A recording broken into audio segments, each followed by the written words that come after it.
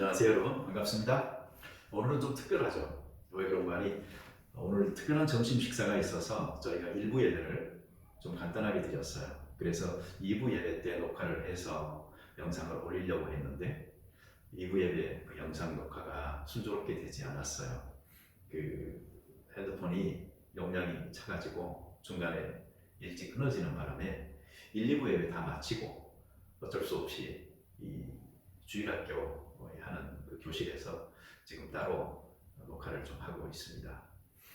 양해해 주시고요. 아마 그 사람들 있는 데서 설교하는 것 같지 않고 제가 처음에 그 유튜브 했을 때 시작한 그런 느낌. 그래서 혼자 또 마이크 앞에서 하고 있는 그런 생각이 듭니다.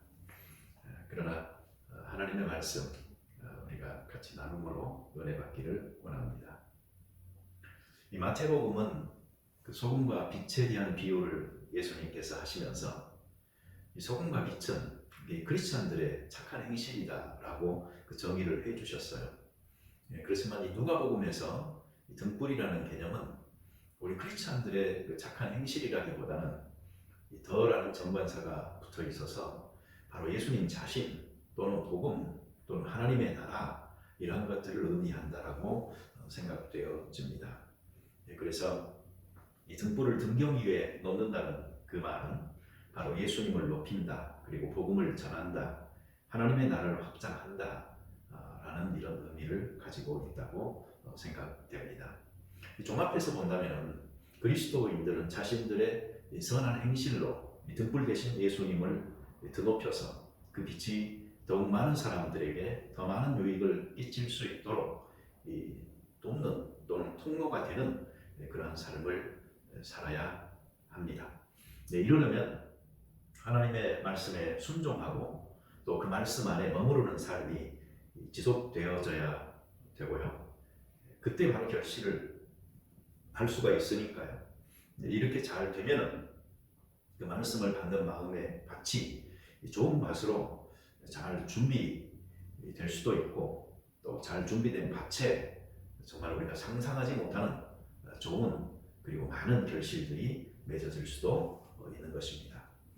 예수님께서 말씀하신 그 마음의 밭이라는 것은 네 가지 종류가 나오는데 길가, 바위, 가시덩굴 그리고 좋은 밭입니다. 이 각각이 어떤 특징을 가지고 있는지 한번 정리를 해보면 이 길가는 반질반질하고 아주 단단하여진 한마디로 우리가 흔히 하는 말로 씨도 안 먹히는 그런 밭입니다. 또 그런 마음의 사람이라고 볼 수가 있습니다. 그리고 바위는 처음에는 잘 반응하지만 그러나 시련이 오면은 배반하는 그런 사람입니다. 그리고 가시덩굴은 욕심이나 염려나 향락에 덫에 붙잡혀서 숨이 막혀 죽을 지경인 그런 사람 또는 그런 마음이라고 볼 수 있고요. 그리고 좋은 밭은 100배, 60배, 30배의 결실을 맺는 축복된 밭인데 이 밭의 특징은 하나님의 말씀을 받아서 순종하는 그러한 밭입니다. 자, 저나 여러분은 이렇게 보면은 씨도 안 먹히는 그런 길가는 아닌 것 같습니다. 이렇게 하나님을 예배하러 오셨고 또한 오랫동안 하나님의 뜻을 찾으면서 자신의 삶이 어떻게 살아져야 하는지를 고민하는 신실한 면이 길가 밭에는 생길 수가 없는 것이기 때문인데요. 그렇다고 해서 우리가 정말 엄청나게 많은 열매를 맺는 그런 좋은 밭이라고 또 자신 있게 말하기도 어렵죠. 그렇게 사람이 많지 않아요. 그렇게 말할 수 있는 사람이. 자, 그럼 이제 두 개가 남죠. 근데 이 둘 중에 하나는 절대로 되면은 안 되는 밭입니다. 믿음을 떠나서 배반하는 그 바위밭 이거 아닌 것이죠. 그러면 이제 하나가 남습니다. 그것은 가시덩굴 밭인데 이게 정도가 다 다르긴 하겠지만 저나 여러분들 모두가 아마 여기에 가장 큰 공감대를 갖는 그런 밭이 아닌가 싶습니다. 예수님은 이 밭의 특징을 욕심과 염려와 향락 때문에 제대로 성장하지 못하는 밭 그리고 제대로 열매 맺지 못하는 밭 이렇게 설명을 했습니다. 우리의 고민이 여기에 있지 않습니까? 정말 하나님의 말씀에 순종하여서 좋은 열매 맺기 바라는 소망은 크지만, 그러나 현실적인 삶에 얽매여서 욕심도 염려도 또 이 재미, 이것도 다 떨쳐버리지 못하고 끌려다니는 듯한 그런 삶을 우리가 살고 있죠. 이렇게 되면은 잘 자라지도 못하고 열매 맺지도 못하니 이거 어디에 비유할 수 있을까요? 여러분, 태어나기는 했는데 성장하지 않는 아이가 있다. 한번 생각해 보세요. 기쁨이었지만 그러나 곧 걱정과 근심으로 바뀌고, 또 어떤 사람에게는 정말 커다란 이 짐이 될 수도 있지 않겠습니까? 우리 크리스찬으로서 거듭나 태어나기는 했지만 자라지 않는다면 우리 역시 그러한 경우가 될 수가 있다는 거 생각해 봐야 되겠습니다. 씨도 자라야 하고 아이도 자라야 하고 그리고 크리스찬도 자라나야 합니다. 그런데 왜 잘 자라지 않는 일이 생길까요? 가장 흔한 문제는 이 씨와 밭이 어울리지 않는 조합으로 되어졌을 때 이런 일이 일어나죠. 가장 이상적인 조건은 좋은 씨가 좋은 밭에 떨어지고, 또 좋은 밭이 좋은 씨를 받아들여서 물된 동산처럼 훌륭한 결실을 맺으면 좋겠는데, 여기에서 엇박자가 나면 결실을 못하든지 아니면 결실이 만족스럽지 못하든지 이 둘 중 하나가 되는 것이죠. 그러면은 사실 믿음 생활하면서 자기도 즐겁거나 만족스럽지 않고, 사실 주변 사람들에게도 그렇게 좋은 영향력을 끼치지 못하는 경우가 생깁니다. 그러니 우리 한번 잘 점검을 해보도록 하십시다. 자, 먼저 우리 씨를 한번 점검해 볼까요? 여기서 씨는 하나님의 말씀이죠. 하나님의 말씀, 여러분, 그 자체는 아무런 결점이 없습니다. 그러니 이 하나님의 말씀인 씨를 탓하려고는 하지 마십시다. 성경을 읽고 공부하는 것을 멈추지 말아야 합니다. 이것은 설교를 듣는 것과는 조금 다른 이야기입니다.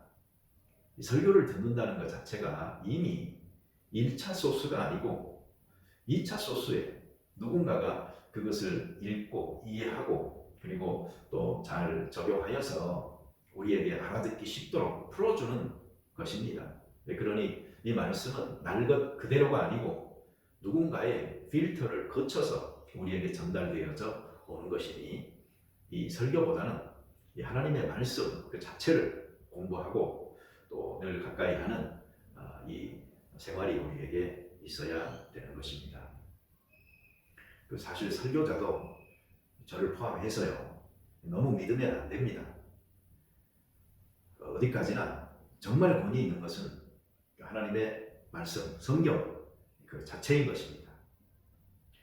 하나님의 말씀을 맡은 자가 성경 말씀에 정통하여서, 다시 말하면 많이 알기도 알고 바르게 알기도 하여서 제대로 전하면 좋겠지만, 그렇지 않은 경우도 많으니까 늘 깨어서 이 하나님의 말씀에 비춰서 설교의 말씀들도 확인하고 또 잘 분별할 수 있는 그런 은사가 우리에게 필요한 것입니다.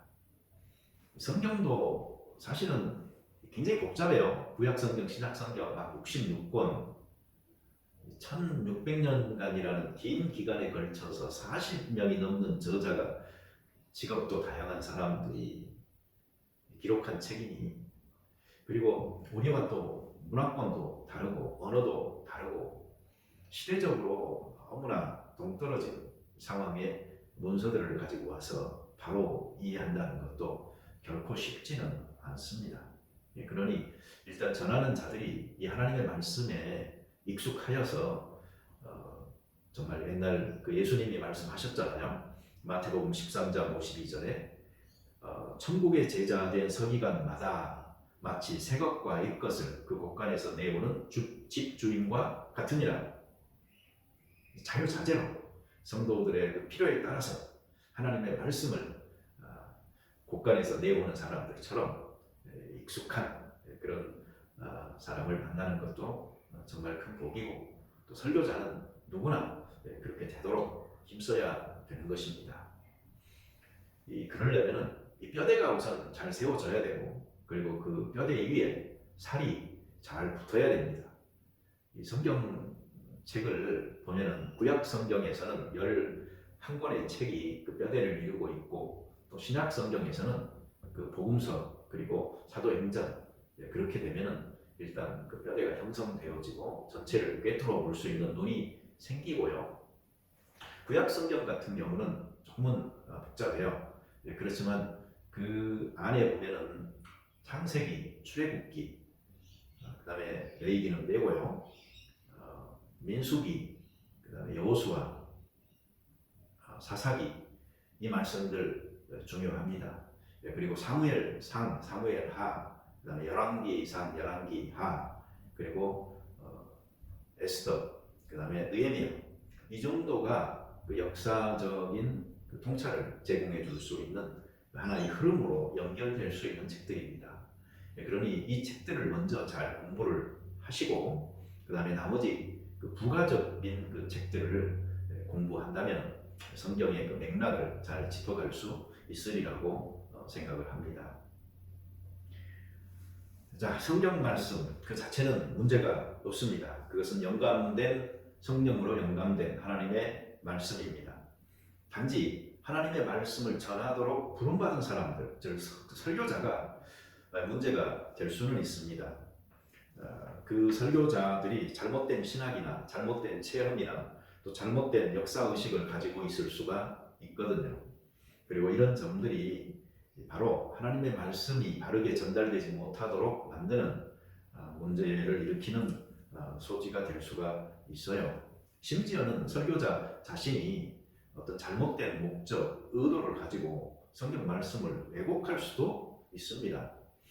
참 성도들이 순진한 것이 누구라도 나타나서 하나님의 말씀이다라고 하면서 전하잖아요. 그러면 너무 비판 없이 수용하는 면이 있어요. 그러니 우리가 성경 말씀을 약간은 정신 차리고 비판적 시각으로 보고, 또 설교자에 대한 검증도 잘 할 수 있는 우리가 되어져야 되겠습니다. 이런 사람은 잘못되면 정말 예수님이 말한 거짓 선지자의 부류에 들 수도 있는 것이죠. 거짓 선지자 생각하면은 참 불쌍한 일입니다, 개인적으로. 그러나 영적 세계에서 이것은 참으로 불행한 일이기도 한 것이죠. 예수님께서는 이 지도자들에게 더 혹독한 심판이 있으니 너희가 많이 지도자가 되려고 하지 말아라, 이런 말씀도 하셨어요. 우리가 명심해야 될 부분이고요. 그리고 누가복음 6장 26절에 보면 모든 사람이 너희를 칭찬하면 화가 있도다. 그들의 조상들이 거짓 선지자들에게 이와 같이 하였느니라 라는 말씀이 있습니다. 사실 우리는 요즘 모든 사람에게 인정받는 거, 이거 대단한 일 아닙니까? 그래서 이걸 힘쓰는 경우가 많이 있죠. 그러나 성경에서는 모든 사람들이 칭찬하면 문제가 있다라고 이야기합니다. 저는 저를 욕하는 사람도 좀 있고 그러니까 여기서는 조금 자유로운 것 같지만, 그러나 저도 많이 조심해야 될 사람은 분명합니다. 이 분별한다는 것에 있어서의 가장 중요한 기준은 무엇일까요? 그것은 열매입니다. 열매는 그들을 아는 척도입니다. 열매라는 것은 말이 아닙니다. 그런데 요즘은 말의 홍수 시대입니다. 홍수는 이 모든 것을 휩쓸어 가버리는 그런 힘이 있잖아요. 우리는 남의 말에 휘둘리지 말아야 되는 것입니다. 그리고 그런 와중에도 말이 아닌 그 행실을 직시하여서 볼 줄 아는 우리가 되어져야 합니다. 여러분, 행실을 알려면 그 사람과 가까이에서 봐야 돼요. 가까이에서 하지 않으면 알 수가 없는 것입니다. 멀리 떨어져서 봐서도 알 수 없고요. 여러분, 그런 의미에서 성도들과 거리를 자꾸 두려고 하고 피하는 사람들은 가짜일 가능성이 높습니다. 위선적이죠. 여러분들이 직접 알지 못하는 목사 좀 조심해야 합니다. 저를 포함해서 목사라고 해서 너무 쉽게 믿지 말라, 이런 말을 제가 드리고 있는 것입니다. 이 강다상에서 서 있는 모습만 성도들은 보기가 쉽거든요. 그리고 옆에서 남이 하는 말을 전해 듣고 판단하기도 쉽거든요. 또 미디어에서 보여주는 모습만 보기도 하고, 또 그 사람이 쓴 글을 읽고 그 사람을 판단하기도 하죠. 제 아내가 저와 가끔 말다툼하고 그러잖아요. 그러면 하는 말이 있습니다. 당신은 강대상 밑에나 가서 살아야 될 사람이다. 이 말을 제가 해석을 해보면, 첫째로 꼴보기 싫으니까 강대상 밑에 가서 기도나 하고 엎드려 있으라 하는 말이기도 하고요. 둘째로는 이 강대상에서 말하는 것과 강대상에서 내려와서 생활하는 것의 차이가 당신은 많이 나니까 그냥 그 강대상에서 내려오지 말고 계속 거기서 있으라고 하는 그런 말처럼 들립니다. 여러분, 기독교 신앙에서 복음을 믿고 그리고 생명에 이르는 회개를 통해서 말씀을 순종하여 사는 삶, 그것 빼면 무엇이 남겠어요? 마태복음 7장 20절에서 예수님께서 말씀하셨죠. 이러므로 그들의 열매로 그들을 알리라. 21절, 나더러 주여 주여 하는 자마다 다 천국에 들어갈 것이 아니요 다만 하늘에 계신 내 아버지의 뜻대로 행하는 자라야 들어가리라. 무서운 말씀입니다. 여러분, 어떤 사람을 신뢰하시나요? 정직한 사람을 우리는 신뢰하게 됩니다. 그러려면 그 사람이 사는 삶이 아주 투명해야 하는 것이죠. 어떤 목사님들은 제가 설교를 들어보면요, 몇 시간을 설교를 하시는데도 자기 이야기는 하나도 안 하시는 분들이 있더라고요. 그리고 하더라도 자기 그 잘난 부분만 이야기하시는 경우가 되게 많아요.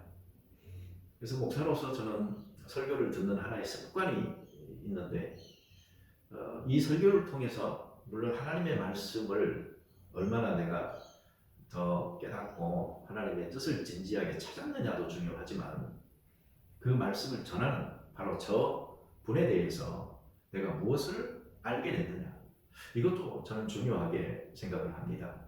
그래서 그 부분에 대해서 전혀 안 게 없다면 그분이 전한 말씀 자체도 별로 신뢰가 가지 않는 경우가 좀 있더라고요.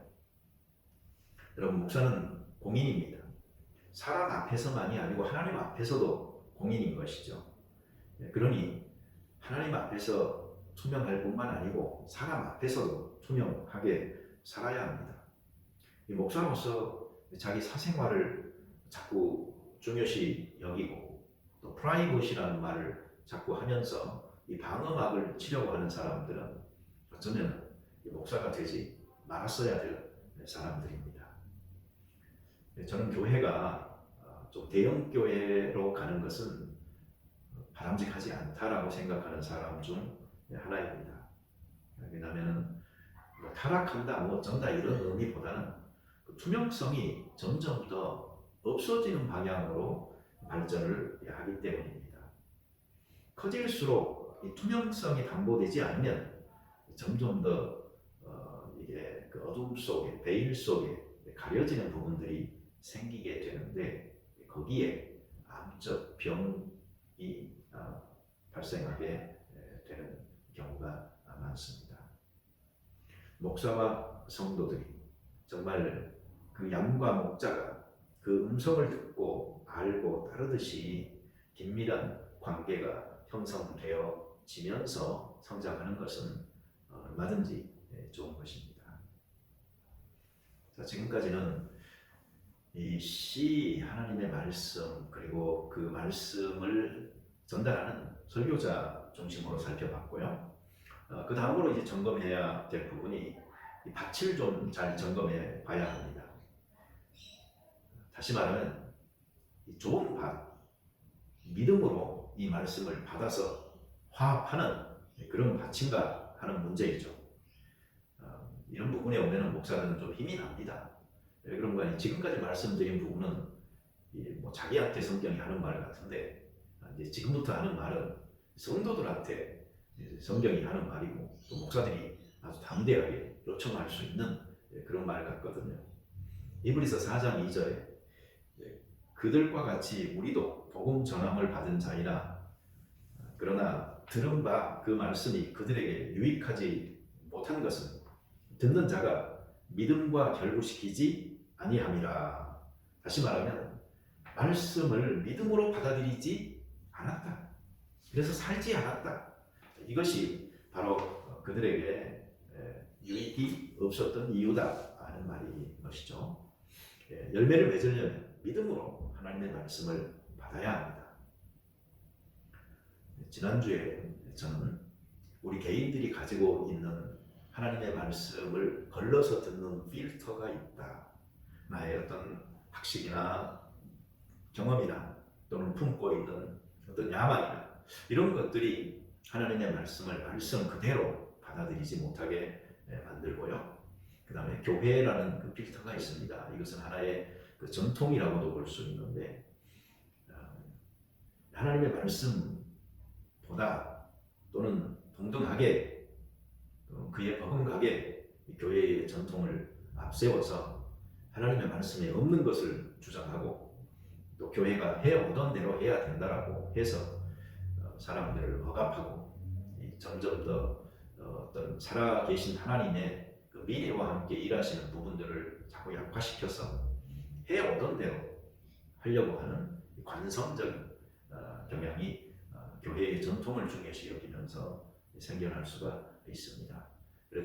그러니 이러한 것들보다는 하나님의 말씀을 중요시 여기고 적용하여서 우리가 살아야 합니다. 이 필터가 사실은 이게 하나의 기준이라고도 볼 수 있는데요. 자꾸 내 기준 가지고 그리고 교회의 전통이라는 기준을 가지고 하나님의 말씀을 걸러서 자꾸 내 밭에 심으려고 하면 결국은 어떻게 되겠어요? 이게 내가 가꾸고 내가 심고 그렇지만 하나님의 말씀에 근거하는 것이라고는 할 수 없는, 세월이 지나다 보면 이상한 그 괴물이 되어가지고 있는 경우가 있을 수가 있는 것이죠. 그러니 하나님의 말씀, 오직 성경의 이 말씀을 잘 따르고 또 실천하는 우리가 되면 좋겠습니다. 자꾸 성경적이 아닌 것을 좋아하고 받아들이고 그런 것들에 좋은 자리 내어드리고 대접하고 돌보다 보면은 그것들이 우리의 인격과 생활을 완전히 지배하고 점령하여 나는 성경에서 멀어질 수가 있는 것이죠. 우리의 밭을 잘 준비해야 됩니다. 내가 어떤 밭일지 크리스찬으로 내 생활이 지금까지 어떤 밭으로 작동했는지 이런 문제들을 잘 점검하고 그리고 필요한 조치들을 취해야 되겠습니다. 여러분, 제가 생각하는 해결은 그냥 뭐 이런 것입니다. 어떤 밭이냐에 따라서 처방도 달라져야 하는데 뭐 길가밭이라고 하면은 우선 부드러워져야죠. 그리고 돌밭은 뭐 이거 해결 요청이 별로 없습니다. 그 돌 위에 엄청나게 많은 양의 흙 무더기를 쌓아서 밭을 새로 조성을 하든지 아니면 옮겨 심든지 하여서 그 뿌리가 깊이 내릴 수 있도록 해줘야 되는 것입니다. 그리고 가시 덩쿨은 그 필요 없는 가시 덩굴들 다 걷어내고 없애고, 그래서 하나님의 그 은총의 빛을 직접 받고 잘 성장할 수 있도록 그 환경을 만들어주는 것 참 중요하죠. 그리고 좋은 밭이 되어야 됩니다. 갈아엎는 것, 어떤 때는 이게 최선입니다. 쟁기질하여서 밑에 있는 흙이 위로 나오고 위에 흙이 밑으로 들어가 섞이면서 거름과 함께 옥토로서 잘 준비되어지는 이 작업, 이것이 내 삶에 엄청난 변혁을 일으키고 때로는 혁명적인 사건이라 할지라도 우리 크리스찬은 한번 필요하면 이 작업을 해야 합니다. 그런데 여러분, 이 쟁기질조차도 사람이 하는 것이 아니고 말씀이 한다 하는 것을 저는 성경에서 발견을 했는데요.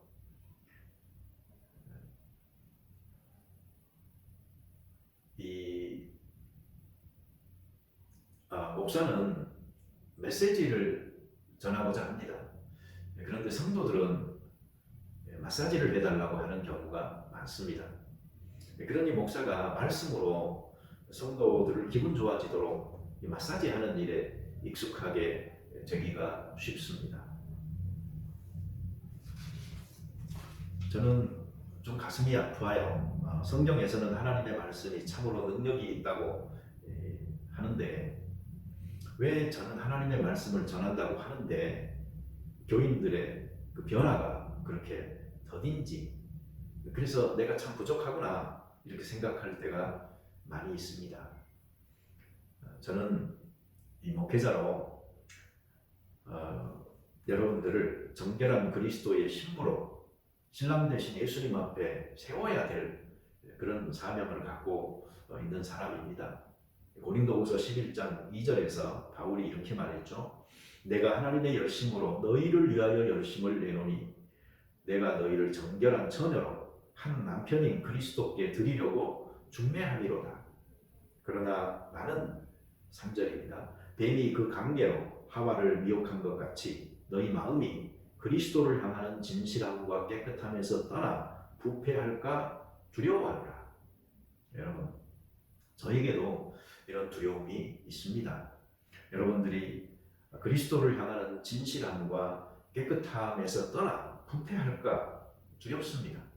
설교자는 하나님의 말씀이 전하는 메시지를 가감없이 분명하게 전하여 때로는 성도들을 일깨우고 경고하고 또 격려하고 하면서 믿음의 여행을 잘 할 수 있도록 도와줘야 되는 것이죠. 설교자는 사람이 듣고 싶어하는 소리에 맞춰서 좋은 소리를 내는 악기가 아닙니다. 설교자는 사람에 의해서 조율되지 않고 하나님께 주파수를 맞추고 하나님께서 사람들에게 들려주고자 하는 소리를 전달하는 사람입니다. 제가 부족하나 그런 역할을 잘 감당할 수 있도록 성도들이 용납하고 또한 기도해 주신다면 고맙겠습니다. 이 말씀은 영혼의 양식입니다. 이 말씀이 준비된 밭과 만날 때 그때 힘이 있습니다. 준비된 밭을 쟁기로 갈아 엎듯이 그 영혼을 뒤집어 엎습니다. 저에게는 이런 꿈이 있습니다. 설교자로서 상상하는 것일 수도 있고, 그리고 저의 그 설교 사역 가운데서도 정말 제가 나타나기 원하는 그런 바람인데요. 히브리서 4장 12절이 말하고 있듯이, 그리고 13절 이렇게 연결되어지는 말씀에서 이렇게 주장하고 있듯이, 말씀이 금처럼 예리하여 홍과 영과 및 관절과 골수를 찔러 쪼개기까지 하며 또 마음의 생각과 뜻을 판단하나니 지으신 것이 하나도 그 앞에 나타나지 않음이 없이 우리의 결사를 받으실 이의 눈앞에 만물이 벌거벗은 것 같이 드러나니라. 아멘. 말씀이 이런 역할을 정말 하는 그런 모습 보고 싶고요. 그리고 이것이 바로 말씀이 강력하게 역사하는 표현인 것입니다. 다음으로 우리가 생각해 봐야 될 점은, 이 좋은 씨가 좋은 밭을 만났다고 다 끝은 아닙니다. 좋은 기후가 받쳐줘야 되는 것이죠. 그 환경이 잘 조성되어 살핌이 있어야 됩니다.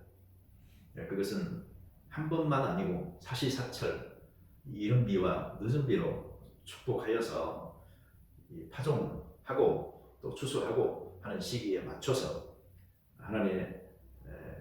하나님께서 하늘의 문을 여시고 도와주실 때에 이러한 일이 가능한 것입니다. 그러므로 우리는 은혜에 의지하고 살아가는 믿음의 사람들 되어져야 합니다.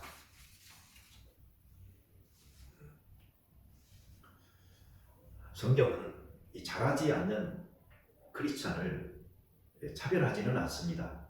그러나 구별을 합니다. 판단하지 말라고 성경은 말하지만 분별하라고 또한 요청하기도 하는 것입니다. 그래서 성경은 육적인 크리스천과 영적인 크리스천 이 두 개는 다르다라고 이야기합니다. 이 겉사람만, 이 무늬만 크리스천인 사람이 있을 수가 있고요. 또 그 속이 참 크리스천으로 살아가는 사람이 있을 수가 있습니다. 이 미숙한 크리스천이 있을 수가 있고 성숙한 크리스천이 있을 수가 있습니다. 그러니 이 성장의 레이스에서는 우리도 힘껏 다름질하여서 성장하도록 힘써야 되는 것입니다. 히브리서 5장 12절부터 14절 말씀. 때가 오래되었으므로 너희가 마땅히 선생이 되었을 터인데 너희가 다시 하나님의 말씀의 초보에 대하여 누구에게 가르침을 받아야 할 처지이니 단단한 음식은 못 먹고 젖이나 먹어야 할 처지가 되었도다. 이는 젖을 먹는 자마다 어린아이니 의의 말씀을 경험하지 못한 자요 단단한 음식은 장성한 자의 것이니 그들은 지각을 사용함으로 연단을 받아 선악을 분별하는 자들이니라. 여러분 한번 생각해 보십시오. 혹시 여러분들이 단단한 음식을 먹지 못하고 아직도 어린 아이들을 위해서 준비되어진 젖이나 먹는 크리스찬이라면 여러분을 그렇게 키운 사람들이 누구인가를 한번 생각해 보시기 바랍니다.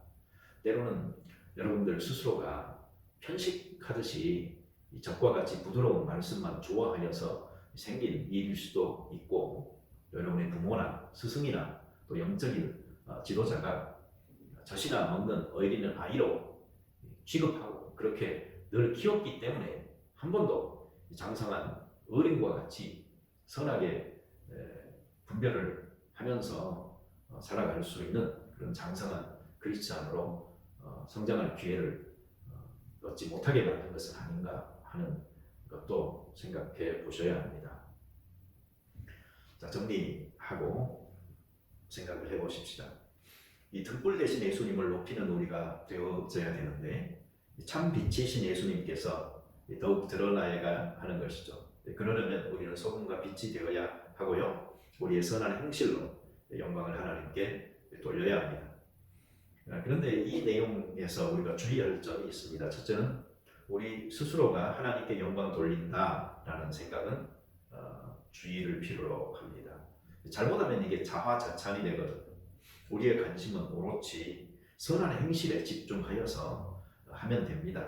그냥 선하게 한없이 선하게 살아가면 우리의 행실을 보고 다른 사람들이 하나님께 영광을 돌린다라고 성경이 이야기하고 있거든요.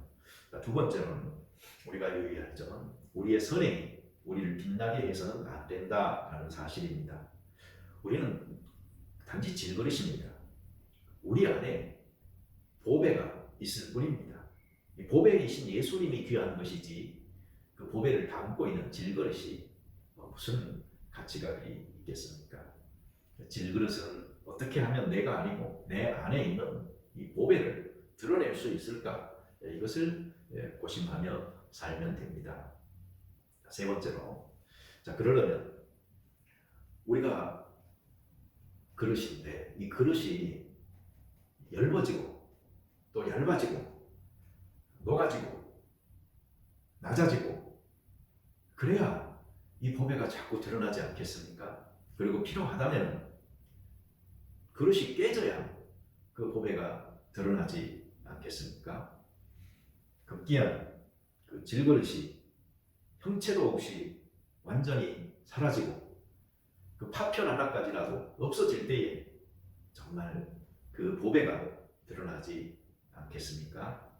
근데 그 보배는 바로 참 빛이시여 참 보배이신 예수님이시니 어떤 누구에게든 생명을 줄 수 있고 희망을 줄 수 있는 분이시니 우리 기꺼이 그분을 위하여 우리가 깨지고 사라지는 일까지도 잘 감당할 수 있으면 좋겠습니다.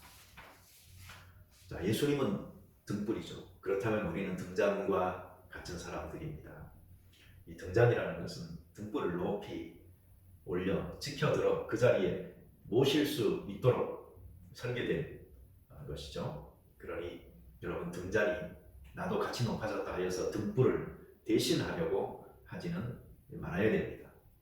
우리의 선행이 아무리 빛난다 할지라도 그 그리스도의 영광스러운 빛을 우리는 반영할 뿐이지, 그래야 그리스도가 빛나게 하는 것이지 내가 드러나려고 하지 맙시다. 이 다시 보는 오지라는 그 프로그램 제가 지난번에 말씀드렸죠. 거기에 보니까 그 여수에서 몇 시간 배로 가는 광도라는 섬을 소개하고 있었어요. 근데 그 섬이 바람이 어찌나 심한지 무엇이든지 묶어놓지 않으면 바람이 불면 다 날아가 버린다고 그래요.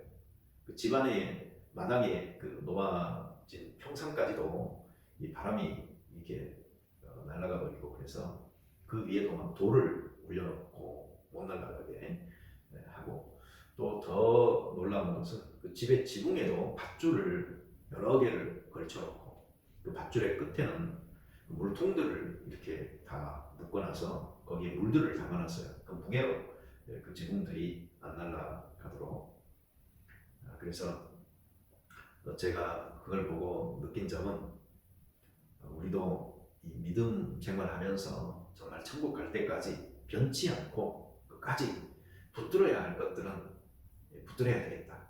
날려버리지 말고 어디다 팔아버리지 말고 단단하게 붙들어서 내 것으로 가지고 가야 되겠다 하는 생각을 해봤습니다. 자, 이제 우리가 설교를 하다 보잖아요. 그러면 하나님을 만나시오 또는 하나님을 만났으니까 하는 말을 자주 하게 되는데요. 뭐 하나님을 만났냐, 예수님 만났냐, 성령님 만났냐, 결국 삼위일체 하나님이시니 뭐 다 동일한 그런 질문이다라고 생각되는데, 하나님의 만남에는 이 중요한 점이 주로 그 두 가지를 사람들은 이야기를 합니다. 첫째가 당신이 하나님을 1대1로 만났느냐 하는 부분을 강조를 하죠. 3자 개입 없이 누구 끼지 말고 누구 통하지 말고 건너 듣지 말고 바로 당신이 직접 살아계신 하나님을 만났는가, 이걸 중요시 여기는 거죠. 당신의 부모나 스승이나 어떤 영적 지도자가 아니고 그 사람들의 소개를 통하여서 시작된 믿음이라 할지라도 그 사람을 통해서 계속 하나님을 만나는 것이 아니고 그 사람들의 도움 없이 당신이 1대1로 하나님을 만났느냐, 이거 중요한 질문이죠. 경험하셨나요? 자기 혼자 흥분하고 어떤 절정에 이르는 것, 이런 것이 하나님을 개인적으로 만나는 건 아닙니다. 어떤 환각을 보고 환청을 듣고 또 홀로 무슨 황홀경에 빠져들고 뭐 이런 것들이 하나님을 만나는 것 아닙니다. 이것은 그냥 자기 혼자 하는 거죠. 하나님을 만난다는 것은 상대가 분명하게 있는 것입니다. 그래서 하나님, 예수님, 성령님 이분들과 이 개인적인 관계를 맺고 그리고 교제한다라는 의미가 있는 것입니다. 방법은 여러 가지가 있을 수가 있겠지만 우리가 특별한 어떤 그 경험들, 어떤 사건들을 통해서 하나님을 만난다 이렇게 생각할 수도 있고, 또 성경 공부나 기도나 또 찬양 중에 어떤 은혜의 경험들을 하면서 그 하나님의 그 실체가 나에게 정말 분명하게 다가올 수도 있는 것입니다.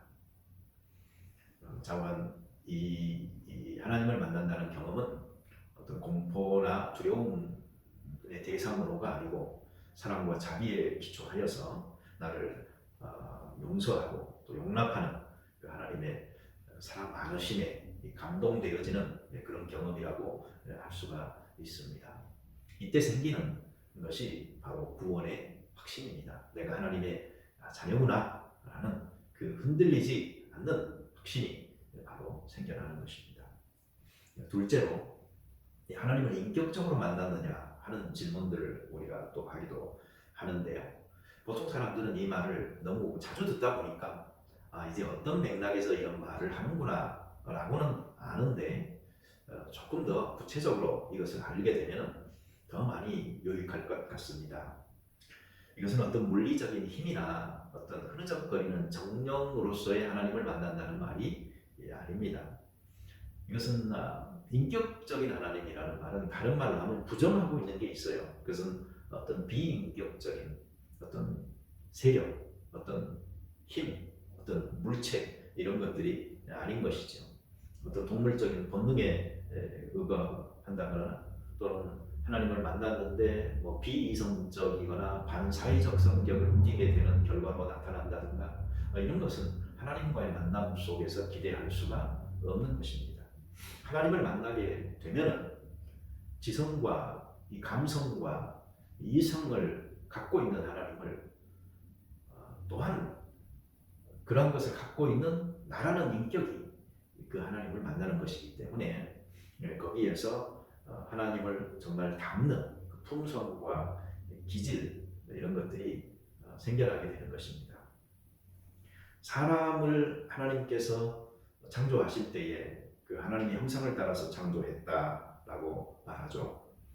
이건 전인적인 것이죠. 전인격적인 것이죠. 어떤 뭐 지적으로만 하나님을 만났다, 알았다, 뭐 리사하는 것도 아니고 또 그냥 감정적인 어떤 그 일치감 이런 것들을 통해서 우리가 하나님을 조금 경험했다, 맛봤다 해서 또 아는 것도 아니죠. 뭐 내가 선하게 살고자 하는 의지가 있고 또 그러한 그 안내 그런 길을 하나님의 말씀이나 또 하나님에게서 내가 보고 느꼈다 해서 그것도 하나님을 만난 것도 아닌 것이죠. 이 세 가지가 전면적으로 동시에 이루어질 때 그래서 흔히 우리가 하는 말로 완전히 사람이 새로운 사람으로 바뀌는 경우 어떻게 보면은 뒤집어진다라는 말이 바로 하나님을 만나는 경험이다라고 볼 수가 있습니다.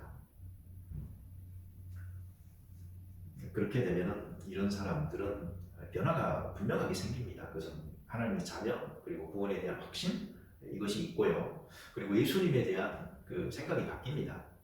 예수님을 그냥 윤리적으로 존경하는 어떤 스승이다, 또 성인이다, 뭐 인격자다 이런 개념에서 완전히 탈피하게 되는 것이죠. 성경이 주장하는 예수님은 하나님의 아들 메시아 예수 그리스도 바로 그분이기 때문에 그래서 구세주여 주인으로 예수님을 모시게 되는 이 경험이 바로 하나님을 만나게 되는 순간이라고 생각하실 수 있습니다.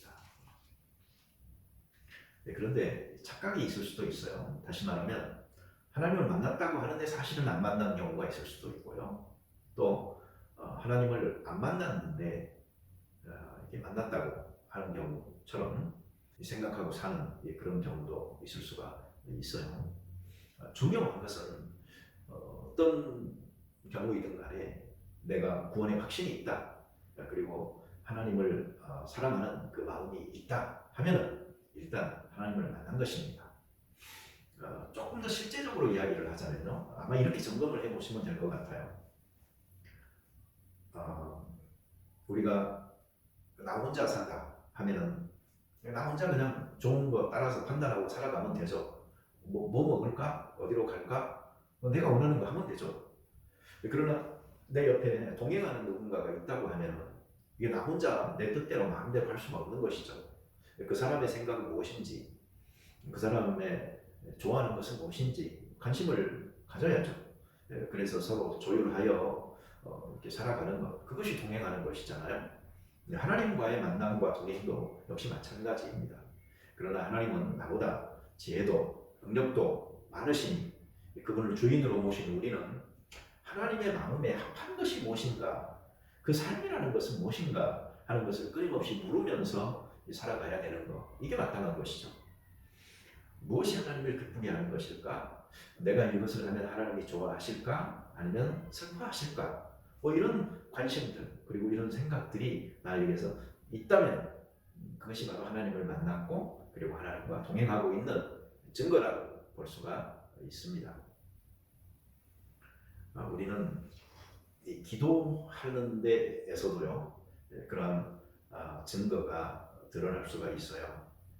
다시 말하면 우리의 기도 생활에 얼마나 우리가 인격적 기도를 드리고 있느냐 하는 것을 보면은 좀 감이 잡힙니다.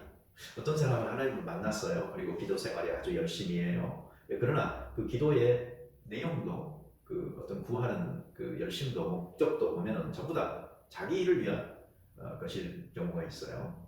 아주 이기적이고 그 안에 정말 하나님을 위한 어떤 각오는 없어요. 희생도 없어요. 자기가 치러야 될 제자는 없어요. 각도 치를 마음이 없어요. 그래서 그런 다짐도 하지 않아요.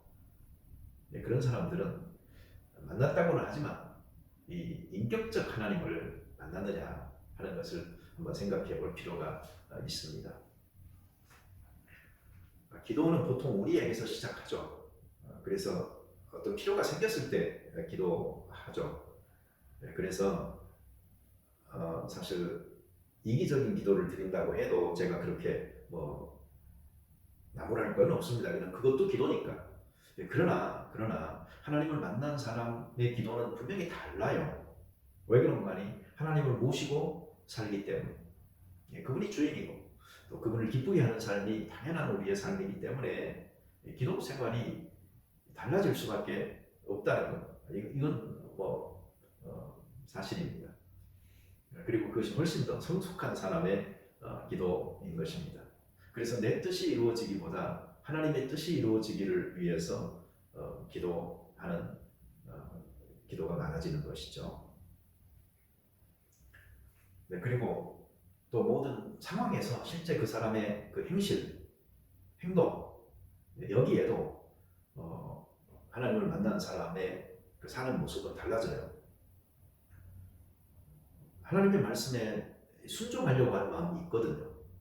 그래서 어떻게 하는 것이 하나님께 영광이고 이웃들에게도 사랑을 나누는 것이고 또 나의 신앙에도 유익될까 하는 이런 기본적 생각들을 끊임없이 반복하여서 물으면서 살아가는 사람이 하나님을 만난 사람이에요. 그러니 그 말하는 것뿐만 아니고 행실에서도 분명히 차이가 있게 되는 것이죠.